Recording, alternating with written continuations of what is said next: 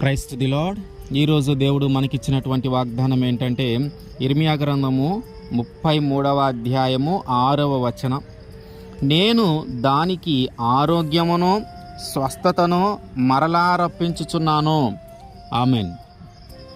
మనము కోల్పోయిన ఆరోగ్యాన్ని దేవుడు తిరిగి ఇవ్వబోతూ ఉన్నాడు. ఏ వ్యాధిని బట్టి మనము బాధపడుతూ ఉన్నామో, ఏ రోగమును బట్టి ఇబ్బంది పడుతూ ఉన్నామో, కొన్ని సంవత్సరాలుగా ఏ వ్యాధి కోసమో, ఏ వ్యాధి తగ్గాలని మనము దేవుణ్ణి అడుగుతూ ఉన్నామో, ఆ వ్యాధులన్నిటి నుంచి దేవుడు మనల్ని విడిపించబోతూ ఉన్నాడు. దేవుడు మరలా మనకి మంచి ఆరోగ్యాన్ని ఇవ్వబోతూ ఉన్నాడు. దేవుడు మరలా మనకి మంచి బలమునివ్వబోతూ ఉన్నాడు. దేవుడు మరలా మనకి మంచి శక్తిని ఇవ్వబోతూ ఉన్నాడు. దేవుడు మరలా మనకి సంతోషాన్ని ఇవ్వబోతూ ఉన్నాడు. దేవుడు మరలా మనకి ఆనందముని ఇవ్వబోతూ ఉన్నాడు. ఏ శరీరం మీద అయితే ఆ రోగం ఉందో ఆ శరీరమును నూతనమైన శరీరం లాగా మార్చి తిరిగి మంచి ఆరోగ్యాన్ని ఇవ్వబోతూ ఉన్నాడు దేవుడు. అయితే మనము విశ్వసించాలి, మనము నమ్మాలి. ఆ వ్యాధి కొరకు మనం ఎంతో శ్రమపడి ఉంటాం. ఆ వ్యాధిని తగ్గించుకోవటానికి మనం ఎంతో మన ధనాన్ని వెచ్చించుంటాం, మన సమయాన్ని వెచ్చించుంటాం. కానీ కొన్ని సంవత్సరాలుగా ప్రయత్నించినా కూడా ఆ వ్యాధి తగ్గని పరిస్థితుల్లో మనం ఉన్నాం.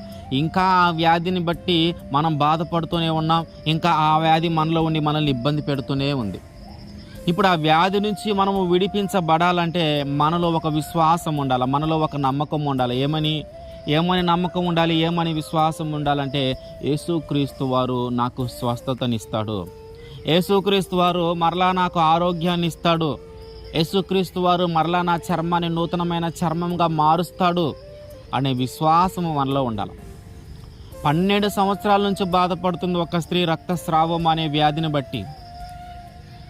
తనకున్న ధనాన్నంతా వెచ్చించింది, తనకున్న సమయాన్నంతా వెచ్చించింది, ఎన్నో ప్రయత్నాలు చేసింది. కానీ తన రోగము మాత్రం తగ్గల, ఆ బాధ మాత్రం తగ్గల, ఆ దుఃఖము మాత్రం పోల.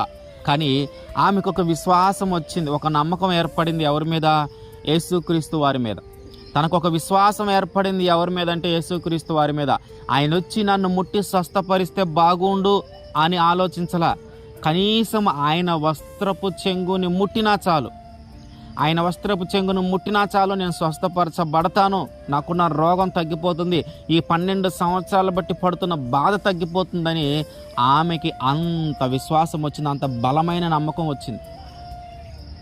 ఆ నమ్మకాన్ని, ఆ విశ్వాసాన్ని బట్టి ఆ గుంపులో అనేకమైన ప్రజలు ఆయన చుట్టూ ఉన్నను. ఆ గుంపులో కష్టపడైనా సరే ఆ వస్త్రపు చెంగును ముట్టింది.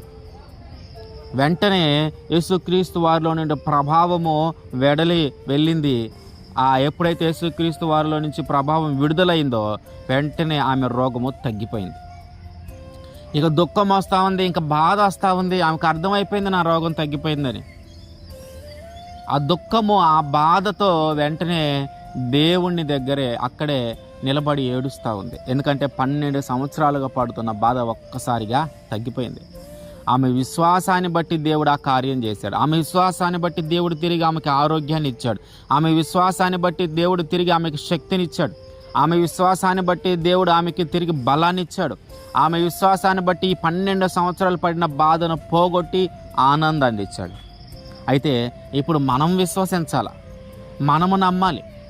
నా రోగము నుంచి దేవుడు నన్ను ఖచ్చితంగా విడిపిస్తాడు, నా వ్యాధి నుంచి దేవుడు ఖచ్చితంగా నన్ను విడిపిస్తాడు, నేను కోల్పోయిన శక్తిని దేవుడు మరలా నాకు ఇస్తాడు, నేను కోల్పోయిన ఆరోగ్యాన్ని తిరిగి దేవుడు నాకు ఇస్తాడు, నేను కోల్పోయిన బలాన్ని తిరిగి నాకు ఇస్తాడు, నేను కోల్పోయిన ఈ చక్కని ఈ శరీరాన్ని తిరిగి నూతనమైన శరీరంగా మార్చి దేవుడు తిరిగి నాకు ఇస్తాడనే విశ్వాసము మనలో ఉండాలి.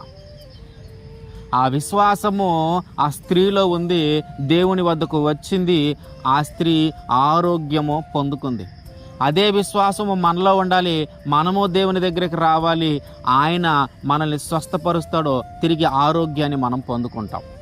కనుక మనం విశ్వాసాన్ని కలిగి ఉంటే ఆయన మనల్ని స్వస్థపరచడానికి వెనకాడే ఆయన కాదు. మన విశ్వాసము కలిగి ఉంటే ఆయన ఖచ్చితంగా మనల్ని స్వస్థపరుస్తాడు. ఆయన మీద నమ్మకం కలిగి ఉంటే ఆయన ఖచ్చితంగా తిరిగి మనకి మంచి ఆరోగ్యాన్ని ఇస్తాడు. ఎందుకంటే ఆయనే మనకు వాగ్దానం చేస్తున్నాడు, నేను మరలా నీకు స్వస్థతని ఇస్తా, నేను మరలా నీకు ఆరోగ్యాన్ని ఇస్తానని ఆయన మనకు వాగ్దానం చేస్తూ ఉన్నాడు. కనుక ఆ వాగ్దానము మన జీవితంలో జరుగునుగాక. ఆమేన్.